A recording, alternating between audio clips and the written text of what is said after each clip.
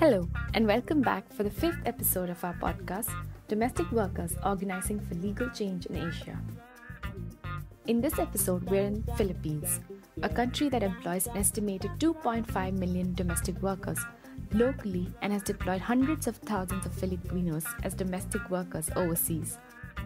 In September 2012, government ratified the Domestic Workers Convention C-189 and in January 2013 passed a Comprehensive Domestic Workers Act.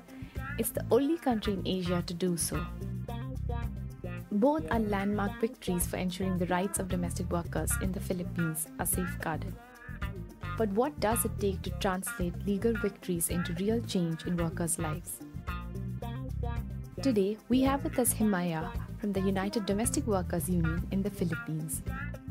Himaya is the General Secretary of the union. She talks to us about the key features of the law, including the role that it gives local government, known as barangays, in implementing it. She also unpacks the strategies the union has adopted to support workers navigate practical challenges in securing their entitlements from employers and officials. And she does all of this while her son is competing for attention in the background. Thank you so much, Himayal, for agreeing to be recorded for this podcast. To start off with, could you tell us a bit more about United, when it started, how it started?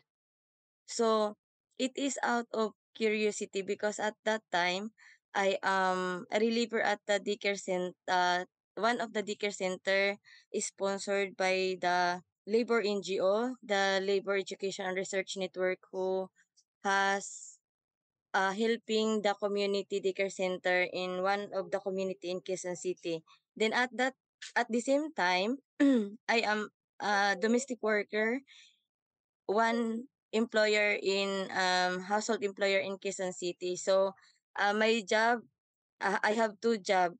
So then because I am a domestic worker, so I know that there is Convention 189. They in help to engage for the adoption of the Convention 189. Then before that, because I am very curious, because I am a domestic worker then, and I did not enjoying my right as a domestic worker. So I read some files of the policies that they engage, that they submitted into the Senate and in the lower house in the Congress. So that's the that's how we start, because I gossip it. What I read is I gossip it to my co-domestic worker in the area, and then in the neighborhood in the Quezon City, where the neighbor of my employer also has a domestic worker. So that's what how we start to gather ourselves to become a union now, a big union, because it is nationwide actually. And now United is the scope is national level, but the organizing is in the villages. We call it barangay. So the barangay in the Philippines is the smallest unit in the government. So you had started the organization, and then at what point did it become a trade union? Because of that, we my co-domestic workers, we just how many of us? I think we started in a small group. Then eventually in 2011, we are 73 in a group, but our name is not United. So it was transformed along the way. When we know that there is an consultation, even we are not invited at that time, because nobody knows us. But I just gossip to my friend who is a domestic worker. Oh, we attend to the consultation in the Congress because we are domestic workers, so we must know what they are lobbying to for us. Actually, it's not only the right, but we focus on the economic aspect, because the problem of that time is, example for me, my salary is too small, and the salary is too small, and then I don't have this day off, the weekly off, and I have lot of workload because I there there are three houses that I have to clean up every day.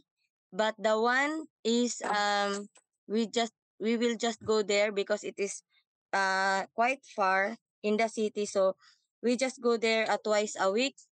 So that's what I did then as a domestic worker. But I don't have these social benefits. Though I negotiate with my employer that I should have social benefits, which is the social security system. But she just said yes. Then when I talked to my co-domestic worker, they said that their problem is the same from my problem, and also the food that they eat is not good. And in the summary, we don't have this savings because we have a very small salary. I know there's a law in the Philippines which came maybe in 2013. So could you tell us how that came about and what were the key changes that the law got in? Yeah, yeah. I we are we are very thankful because there are many trade union who is push and supported us, and then the civil society, the labor NGO who was there to fight for our rights. Even that there is a law now, it is not quite significant for us, but because there is like gradual changes, but we are very thankful because of that law, the physical abuse, the verbal abuse, and the many abuses that we encountered before is that was lessened, and very seldom like what is happening now, that there is one domestic worker was abused and become blinded by her employer.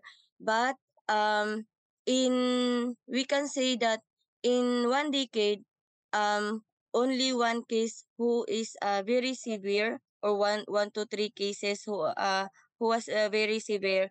But not like in our experience before, like me, that there was rape, there was act of lasciviousness, and everything: economic, physical, and emotional, verbal abuse and psychological abuse. We encounter that. But today we can say that the law helped a lot to change our situation.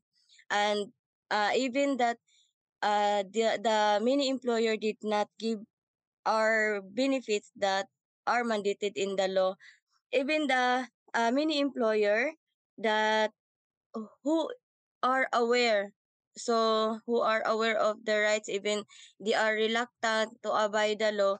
But it is not very the abuses is not very rampant. And the data shows that there are a domestic worker who is enjoying of their social benefits. But the problem is that because of this misconception of the law, the employer did not abide as to enroll their domestic worker as their employee. Yeah, not many of them not following the law. That's why the data shows very too small. But there are employer who gives directly the benefits to their domestic worker but not enroll in the system.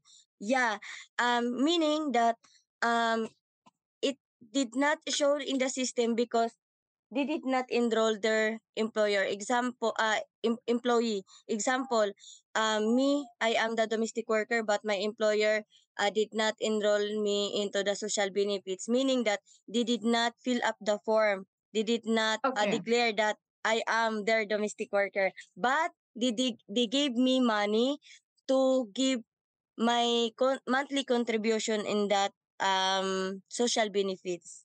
Okay, okay, Yeah, that's clear. yeah. But could you like take us a bit back first and tell us what what all changes came through the law? to the Kasambai, if I'm correct, that law W- that came in 2013. Yeah, it is makes a lot of changes because um n- we have voice actually. We can, even though we don't have invitation, we can lobby. We can go to the different agency that particularly have the authority to implement the Domestic Workers Act. So it give us voice as a domestic worker. And then there are many venues that we can tell our stories. We can negotiate with the employer. We can negotiate with the government agency. um we can also collaborate them how to implement it properly. Okay. So how do you usually organize the domestic workers? Yeah, we usually organize the domestic worker. Like I start before, I just stand by in the school or in the church, and then we have this called contact building. So we build a contact, or example, this house has a domestic worker. So we build a relationship for that domestic worker, so that the domestic worker in that area, she can or he can invite for the meeting. Our meeting is, we talk about our personal experience and what is the content of the Convention 189, and then the content of the domestic workers law in the Philippines. So that's what we organize. And then we also consult what they need as a domestic worker, so that we can also engage in the barangay level for example, they want extra income. So we engage in the barangay. We ask or we inquire in the barangay if they have this livelihood program, livelihood training, skills training for the domestic workers. So something like that, that we include in our organizing strategy. And sometimes we talk to the employers because it give us big impact if we can help the problem of the employer with their domestic worker. So we build alliance not only for the domestic worker but also for the employers. Also, an employers association in the Philippines for domestic workers. Actually, we don't have this purely organization of employers for the domestic worker. It is mixed. It is called that Employers Confederation of the Philippines, but it is not necessary that they are association of the domestic workers employer. But that is our big challenge, to have the domestic workers employer association. So we want the collective bargaining that we wanted to is that the participation of the homeowners association of that particular city, so that we can talk about the benefits of the domestic worker, and how we can help the employer to how we can help the employer so that they can abide the law, so they can give the necessary or the mandated obligation for their domestic worker. Is a lot of power given to the local governments. Yeah, actually, the domestic workers law give the implementation power to the barangay level. So the registration is in the barangay, and then the enrollment of the domestic workers is in the barangay level. So the databasing is conducted in the barangay. So for the implementation of the registration of the Domestic Workers Act is very important, because you can see how many domestic worker in the particular barangay, how many employers that needs the assistance from the barangay to enroll their domestic workers, because most of the employer says that they do not have time to enroll their domestic workers. That's why uh, they they are not able to enroll the domestic worker in the social benefits institution. Okay. And since 2013, like, have you seen that in some barangays, the law has been implemented, well or more than in the other barangays? Yes, particularly in Quezon City and Muntinlupa. Example, in Muntinlupa in 2016, there one barangay called Barangay Putatan passed the ordinance, a resolution, resolution for the for the domestic worker. So to enhance the registration of the domestic worker and reiterated the obligation of the employer for the registration of the domestic worker in their barangay, so that if there's a problem in the future, the barangay can help to the employer with the matter of their domestic worker. And you were mentioning like that through this law now, domestic workers, the trade union can represent the workers to bring cases to the labor department. So, do you see a lot of these cases, or do they just come once in a while? Before there are a lot. Okay. Actually, I also experienced that I represent them in the labor department, and before it is very mild in a sense that we just accompany them filing a complaint for their contribution for the social benefits. And other than that, um they complain about their day off, because most of the employer did not give day off of their domestic workers, the 1 day off in a week. Okay. Okay. And so, why do you think the complaints are less now? Is it because, like, now it's been 10 years that the law has come, there's been some shifts in attitude of the employers or the government? Maybe because the employer and the domestic workers knows how to deal to each other. So both of them, I think they just talk the matter on their own, the problem that they are dealing. So that's what we can see. And do you also provide training to the workers who are more active, like on the law? Yes, we have this paralegal training, negotiation training, because very important to for them to know that how to handle the paralegal, and not because that, oh, we know our rights now, like that. So they must handle it properly, how they talk to their employer, how they talk to the local government unit, or even in the regional level, because we have this regional level, the representation. So we have this training, and then leadership training, because many of us, even though we finish our studies, then we choose as a domestic worker, because this is very easy job to have, no requirements, some like that, and everything is free.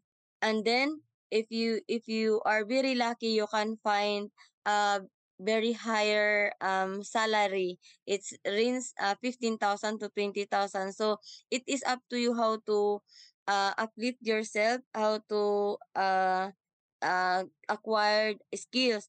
But in the union, we have this leadership training, so that they can have this interpersonal skills, how to deal the different attitude or behavior or manner of the domestic worker, and also for the employer. So if the employer is very aggressive, if the employer is it is not domestic worker friendly, so they know how to deal with that kind of the employer.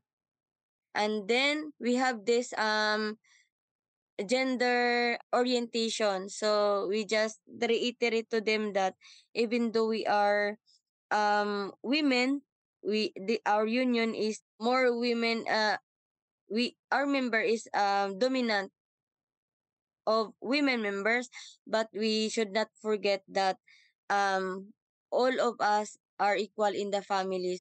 We just said to them in the training that we reiterate that they must know that all of us is equal regardless of our gender, regardless of our identity, but we must teach the member of the family that our work is a valued work.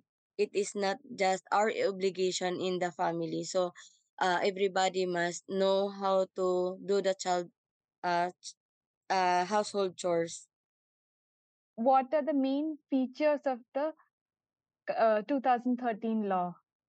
Like, you can just tell me like four, 3, 4 points, like the main big rights that you got through the law. Yeah. So the main features that we really wanted in the law is that there's a section in the law. I forgot what section is that, but to form or to join or to assist the labor organization. So that is this is very big impact for us, because meaning that it really the state really recognize us, and then um the state recognize us as we are a worker like any other worker. And then we have this contract. So we like other worker that they have also contract, and the we can enjoy. I know that majority of us not enjoy it yet, but at least in the paper there they put it there that um we have this contract. Then the contract has the list of our rights and obligation of the employer. So our rights is one is to join and form the union, and then right to have this economic benefits, right to bargain, because there's a section there that uh we have the collective bargaining. We can have the collective bargaining, but I know that it's lack of mechanism, but I know that we can also deal with that, because the regional and the national level of the headed by the labor department is very accommodating, and it's very cooperative for us, and they always consult us what we need. But of course there's always hindrance, because the challenge, no,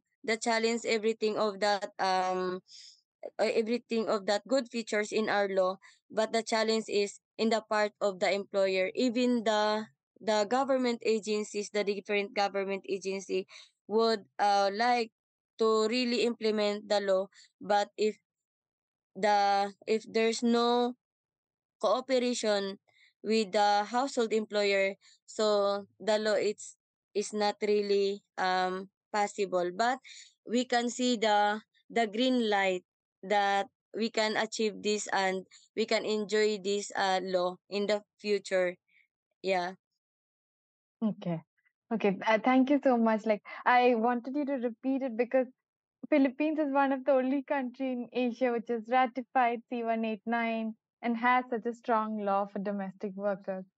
So that's Yeah. why I wanted, yeah, you to Yeah. just repeat.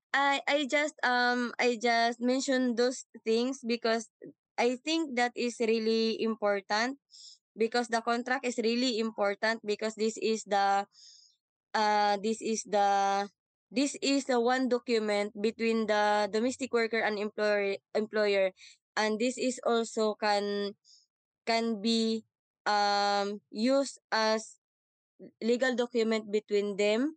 And because not I am no I am not biased, because there are many employer that is good also, same as the domestic worker. There are domestic worker that not really that good, but because of this contract it can help a lot to have this legal document between them. And also what I really mention for the join and to form the union, because it is very important, because even though we are recognized that we can join, we can form a union, but there are also hindrances. But because of that, when we explain to that with the employer and the other government agency, they say, oh no, oh yeah, you have this right. So our feeling is that it's like a victory for us, even though there are many challenges in the implementation of the law. But in the small things, we think that, oh, uh we gain this victory because of this small section of the law. Thank you, Himaya, for sharing your time and insights with us. It's heartening to hear how, over time, through legal change, that there are some changes that you see in behaviors. You shared some valuable lessons on how a shift has come in the government through the recognition of the union as a legitimate entity, how employment contracts are essential for individual domestic workers to assert their rights, and how domestic workers are empowered to negotiate for their own and their comrades' rights. Thank you all for listening and staying with us till now. Next week, we have our last episode in the series about domestic workers in Indonesia fighting to bring in a new law. Until then, it's goodbye from me. A Sonologue production.